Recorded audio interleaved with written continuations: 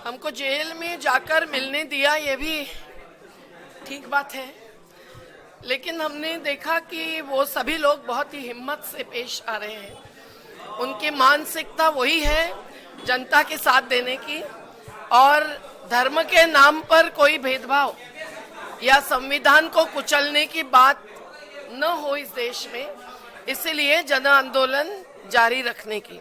पर यहाँ उनको खुद भोजन बनाने की सुविधा दी है, ये भी एक बड़ी बात है।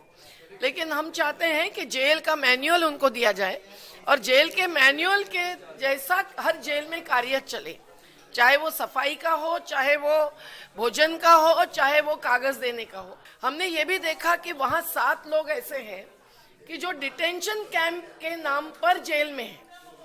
डिटेंशन अलग होता है और जेल बंदी अलग होती है, ये कोई भी कानूनी अधिवक्ता जानता है।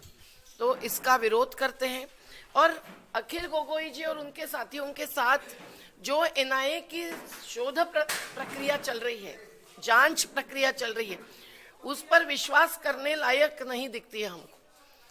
हम जो देख रहे हैं कि 10 दिन तक उनको दिल्ली लेके गए और एनआईए ने उनको सवाल किए, पर कौन से घटनाक्रम के तहत इनको राष्ट्रद्रोही साबित किया जाता है, यूएपीए के तहत उन पर आरोप लगाए जाते हैं, ये हम समझ नहीं सकते हैं।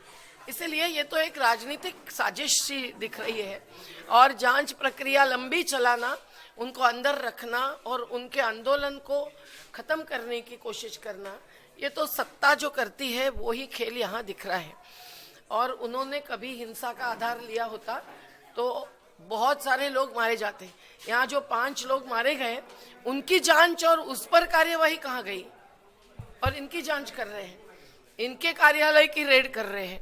और इंट्रोडक्शन टू सोशलिज्म नाम की किताब उन्होंने ढूंढ के निकाली और वो लेके गए। अब सोशलिज्म, समाजवाद तो इस संविधान के प्रीएम्बल में लिखा हुआ शब्द है, तो क्या समाजवाद पर कहना, पढ़ना, लिखना गैर कानूनी है?